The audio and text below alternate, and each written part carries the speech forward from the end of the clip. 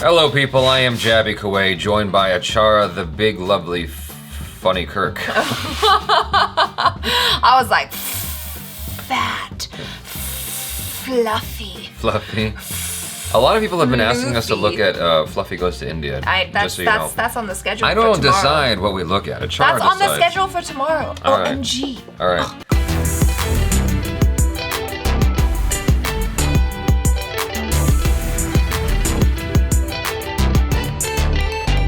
Anywho, we're continuing on with Verdas's Netflix special, Verdas for India. Wow, that was like a very announcery, smooth jazz. Okay, that was not smooth. If you haven't seen the first half is now available on YouTube, according to The Future. And so we're continuing on from this Mother Teresa joke. What other foreigners found themselves in India? Mother Teresa? The silence. I wonder if he's got alcohol in there. Here's what's gonna happen. I'm gonna do a Mother Teresa joke, guys. Now, when I do this joke, your entire body is going to seize up. Instantly, you're gonna be like, fuck this guy! Alright, just breathe, don't laugh yet, no pressure, just take the joke home with you, alright? Sleep on the joke. That picture he's got of Mother Teresa. The words have alternate context and the joke's actually harmless. Yeah. The picture of Mother Teresa looks like a constipated Mother Teresa.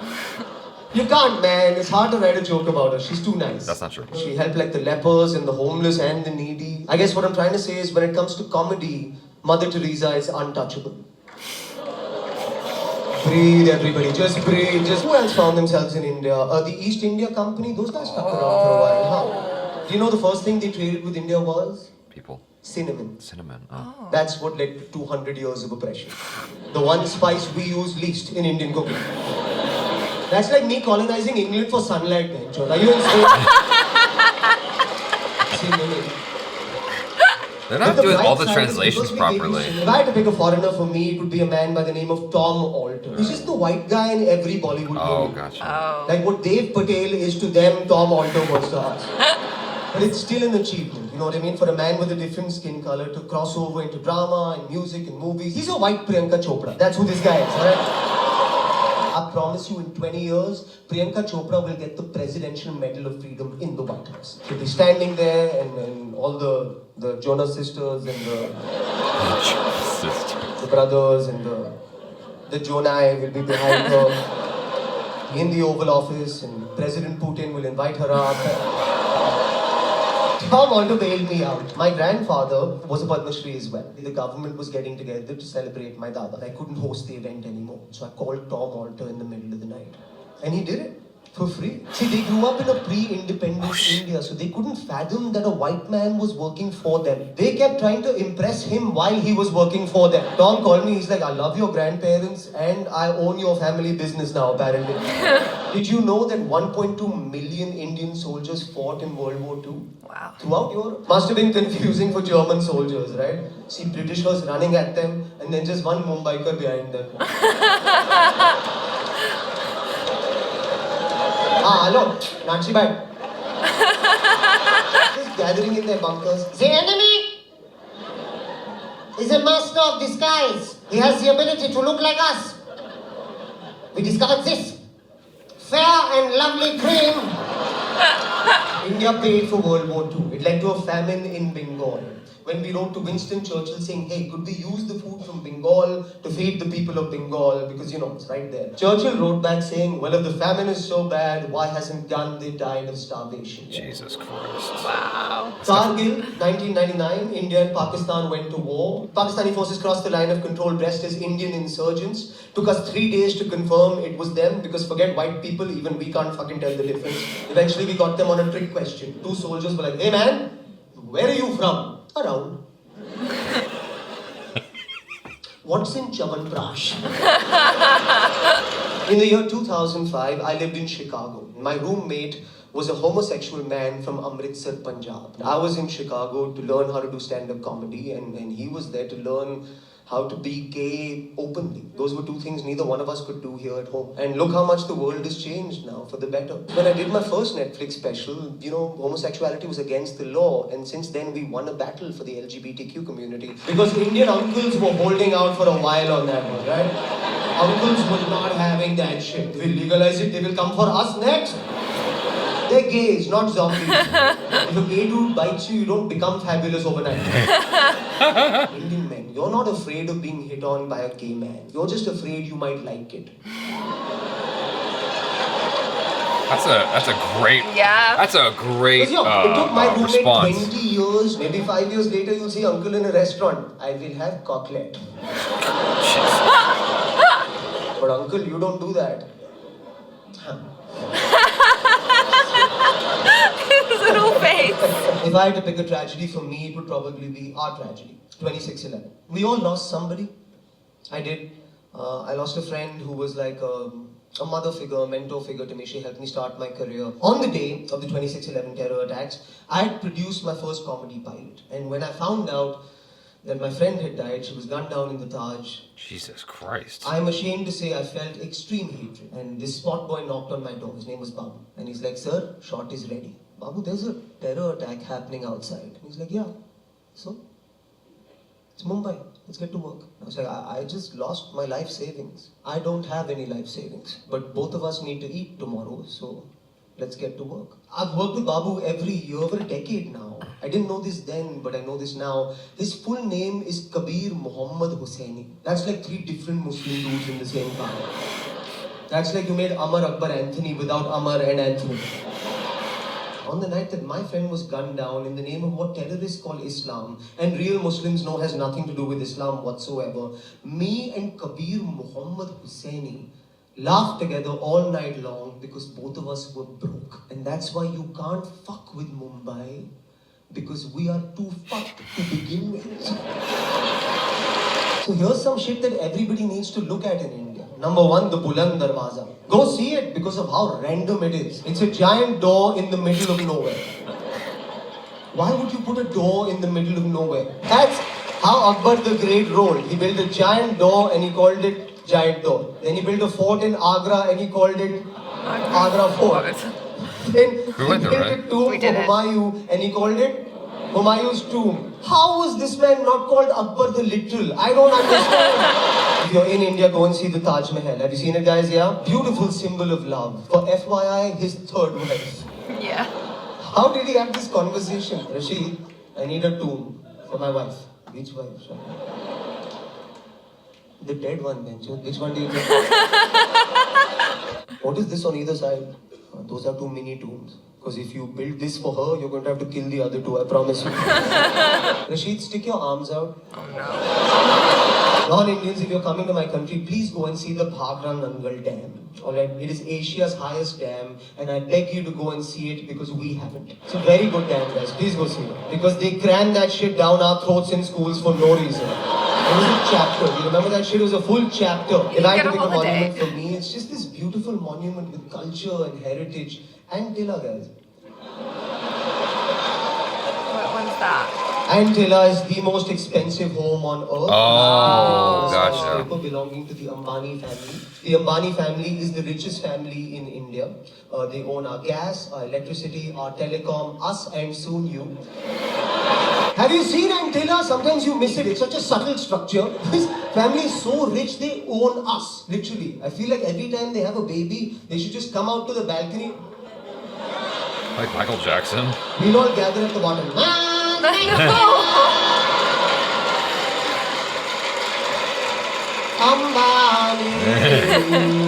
If I had to pick a good day for me, it would be today. Right now. Because my show is now over. And I never know how to end shows, guys. I really don't. You know, like if this was an American special, you'd find a big laugh. And you'd be like, thank you so much. Good night, Mumbai. But this is an Indian goodbye, so it's going to take a while. I miss home.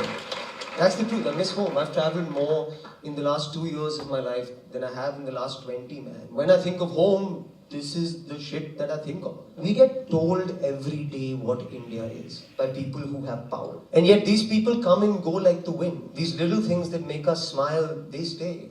That's India. Or at least it's mine. I realize that your India is probably very different from my India. I suspect your India is better, more sensible, edgier, funnier, more respectful.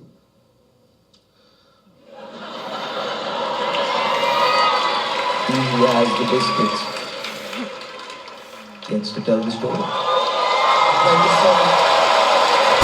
I saw it happen and I just knew he like over-dipped the biscuit. I'm a biscuit connoisseur, that's what I am. I really liked that. That was really cool because he set up everything so well. He basically called back every little thing. It was like so well planned, so well executed. I just really like him because he's so charming, but also he's an actor as well, right? So I love when he does the different characters because you can really get a sense of them being different characters and not just him just saying lines, you know? I don't agree with the choice to use the stoop. I think it should have been a stage because I think that he's got the potential for physical comedy, and I think that he limits himself by using the stoop. I know that that's a random thing to pick out, and I'm sure there's a lot of people who are like, no, I loved it because of X, Y, and Z. And I'm like, I get why people appreciate it. Yeah. I get why you appreciate it. I'm saying my preference, if I have a choice between stoop and a stage with a door behind it, because he wants the door for some reason, I would go with the stage because he can move around. And to what you're saying, he does these characters. I wish he did that more to better illustrate certain ideas, because he's got this white audience, and he made clear at the beginning of the show, oh, don't worry, I'm not gonna. He kind of lost me throughout the show a bit sometimes, where there was inside jokes, culturally gated ideas. He has a global audience, and the show it's called For India. And it was more for India than it was for anybody else. I think that it's important for Verdas to remember that he appeared on Conan. He's known in the States as well now. And you know, the odds of a white person seeing that Conan special and then looking him up, whatever, and seeing that he's on Netflix, they're gonna want to see more about him, right? Yeah. That inclusiveness of information is important. Maybe knowing what he knows, he doesn't realize what is unclear to the white audience, the American audience, but there was a lot that was unclear to me where I'm like, okay, I wish I could laugh at that, but I have no idea what he's talking about sometimes. Like I said last time with the first half, I was smiling throughout this. It was just a good feel overall. Even when he was talking about tragic stuff, I was still able to have a good time with him. He's walking me through this stuff. It's like darker. I mean, I know that this is maybe a weird comparison, but it reminded me of Aziz Ansari, because Aziz Ansari's thing, his special, the last one, if you guys haven't seen it, it's great. Really good, yeah. He weaves back and forth between, you know, something really funny and then something really dark and morbid, but in an educational way, or not a lightning way. Then he goes back to the funny again. He keeps going back and forth, and he'll make you cry one second and then make you laugh the next. Because I'm using that as a barometer for a comedian taking me left, right, and center emotionally, and then comparing it to this, immediately I'm like, well, it didn't move me like especially after the first half. I'm like, I really hope the second half moves me a lot more. And it was about the same throughout. And I think if I was Indian, if I grew up in India, if I had that history, that perspective, then I would have appreciated this volumes more. I think I actually enjoyed the second half more than the first half. Not to say that I didn't enjoy the first half, I did, but I really liked how the jokes built upon each other and how they had those callbacks, and it was like, oh, that's so funny because like you set that up right at the beginning, and then now you're talking about Chavan Prash, and like it's so funny and all this stuff. And so I really appreciated that. I want to remind people, Jaby was born in Los Angeles, raised in Los Angeles, lives in Los Angeles. ACHARA has lived around the world and has been exposed to a multitude of cultural influences. So yes, life. I understand that's different. And so, like, while I have a multicultural surrounding, it's all with a very heavy dose of American influence. Isn't this a level playing field? No, of course. I mean, I'm sure there's a lot of stuff that I could appreciate just because of where I grew up more so than you could. But I was just going to say about the way he staged it. I definitely see what you mean, but I think it was an interesting choice to do it that way, where it's not quite in the round, but it's kind of almost like a thrust stage. So it feels a lot more intimate than just doing like a massive show at the Royal Albert Hall or something. And it's, huge Sure. and it's, you know, layers upon layers of people. This really feels like if you were there, you're so close to him. And maybe there is something that gets a little bit lost in translation when you're doing a show that intimate. But I feel like because it's through a camera lens, we can get that sense of almost feeling like we're there with him. Sure. There's a certain level of communication that happens with comedians when they're standing. It's called stand up. Yeah. There's a certain level of communication that's happening when they use their physicality as well. Like with Sauropod, for instance, I don't understand all of the jokes, but I'm still entertained immensely because there's something that's coming through in the unspoken, which is the body language and the tone, that on a human level I'm just registering. Right. And so I think that in order to communicate to a global audience that doesn't necessarily have all the insight into the Indian stuff, you have to give all of yourself in those moments. And so this just favored the Indian audience like 90%, it felt like. You know what? I didn't actually mind that because I felt like it was a very intimate show, and for him, this was almost like a love story to India. That's fine. And him sharing. I want to all share the things love story that with he him. I want to loves. have that love story experience with him. That's the point, right? Is to experience vicariously through him, his eyes and ears, his experiences. I want to vicariously live out what he lived, so to speak. I want to get it on a visceral, intimate level, and I didn't. That's what I'm trying to say. But And- like humor's hard though, because you find this even as well with some of your sketches where for us growing up where we grew up and being exposed to the media that we've been exposed, we'll be like, oh, that's a hilarious spoof. And then someone who is from India and grew up in India and didn't watch the same stuff as us and doesn't have the same context goes, that's not funny. Though, like humor is very cultural. It can be cultural, it can be personal, it can be universal. I think he did a good job of trying to make it universal. Invariably, there's gonna be stuff that's I'm just, somebody who watches Indian movies regularly, who interacts with Indian people a lot more than your average American, I would say. And I felt lost sometimes. So I'm feeling lost. I can only imagine how your average white American in the middle of the Bible Belt clicking Right. on this, how lost they might be. So I'm using myself as a barometer, which isn't even a fair barometer. I'm not shitting on Verdas by any means. I mean, I can see he's clearly delivered a wonderful show here, and Yeah. it was a bold move to do it with the stoop and this and the door and whatnot, and him swerving into those uncomfortable conversations Yeah. in the middle of his comedy. That was quite bold. I'm not crapping on any of that. I'm not even crapping on him at all. I'm just saying, for me personally, I wanted to love this, and I was like, that was cool. This isn't something I'm ever gonna revisit though. Right. You know, there's like stand-up specials that I will go back and watch again and again and Yeah. again because it touches me so much on a comedic level, on a spiritual level, on a human level. Like it moves me. Like I have watched every single Bill Burr special, including Paper Tiger, more than once. And Paper Tiger I didn't even love. I would love Verdas's videos to be like that for me, is what I'm saying, because I know that he's super funny. I've seen him do other stuff. This Yeah. was the least I've laughed watching him, is what I'm trying to get at ultimately. It's like, well, this show just wasn't for me. It was for India. and I think that's fine too because Netflix is growing its presence in India, right? So it's kind of cool to have a comedy special that feels very Indian while still kind of catering to a global audience, so that if you're open-minded and you stumbled upon this in your Netflix, you might be able to enjoy a lot of it, but maybe not all of it. When you think about, you know, all the other white comedians out there, I don't know if they're really thinking hard about, is whoever in India or Thailand or China or whatever, can they relate to this? They're just sharing their self and their art. Well, Bill Burr said something interesting because he's performed in India. And what he says is he's not catering to India.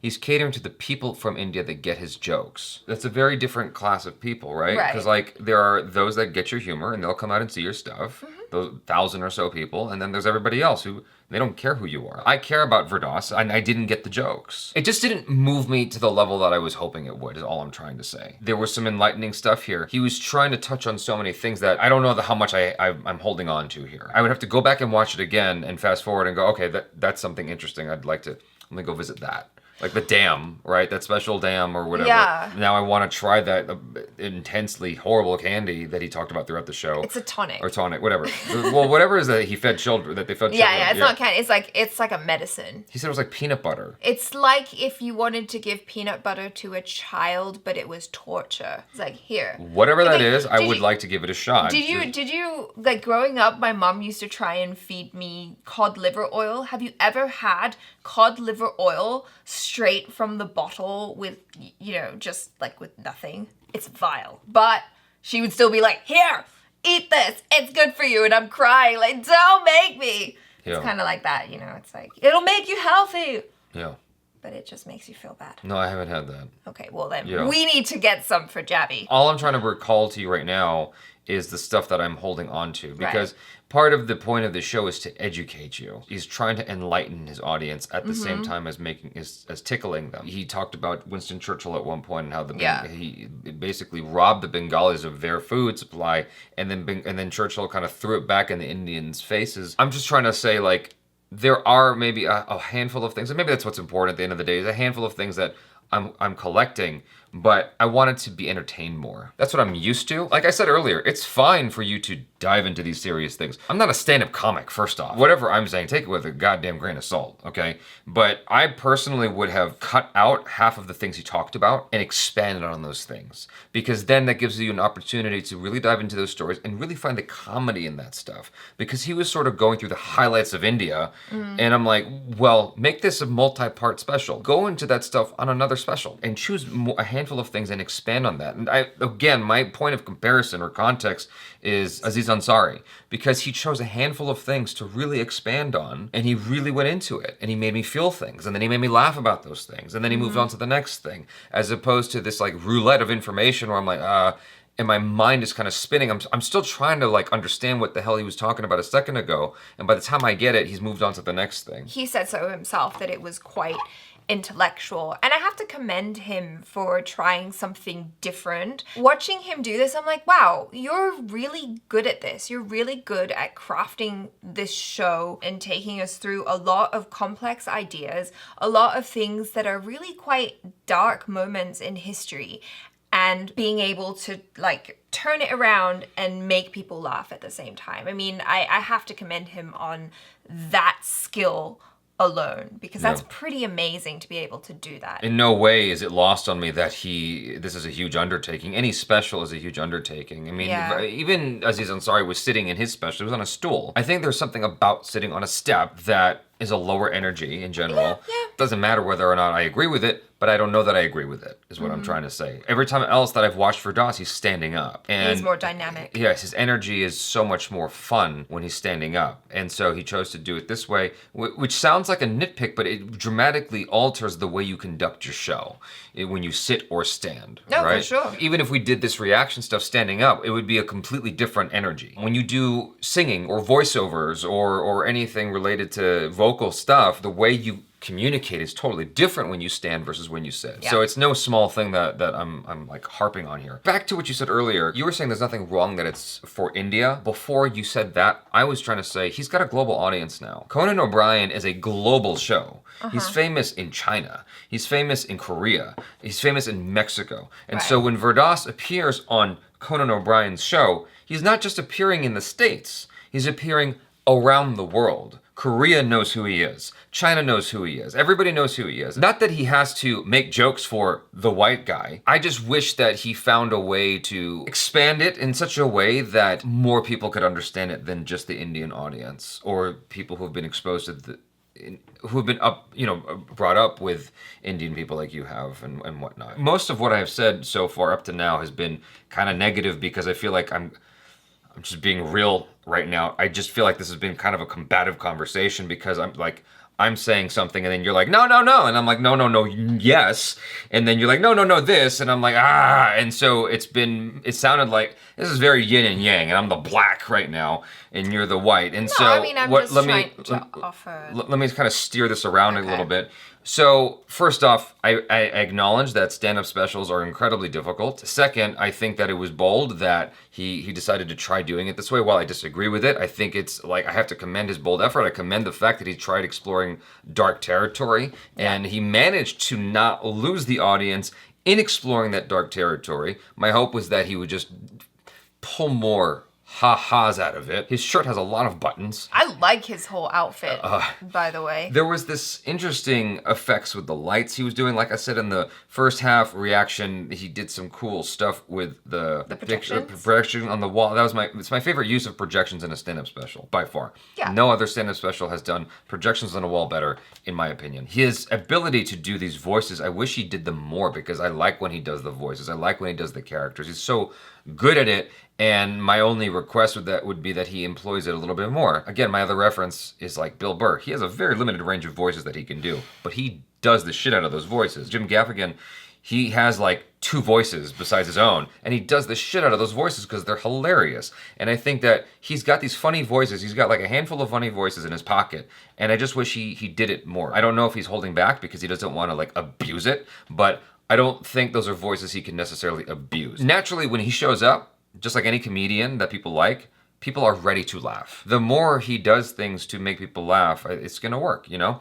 And I think the voices, he could have employed those, like the way you're talking about, where he does that kind of character stuff of acting opposite of himself, which is something Bill Burr also does quite a bit. I think that he could have done that way more to help me, the ignorant, understand the stories he's talking about in more depth and educate me at the same time. And also, when you do that, if you're making me laugh, if those jokes are great, I'm way more likely to remember those stories. What I'm suspecting here is, if I was Indian, if I grew up in India, like all this stuff would have hit me way harder. Well, yeah, just watching the Indian audience and they're like just doubling over in laughter. A part of me was like, I want to be laughing like that. I've got a little chuckle. Yeah. But some of the stuff, I just didn't get. I'm so glad we know what banjot means, because like that made that so much funnier. The way he said it was hilarious, because it was almost just like under his breath. He was like, banjot. Yeah.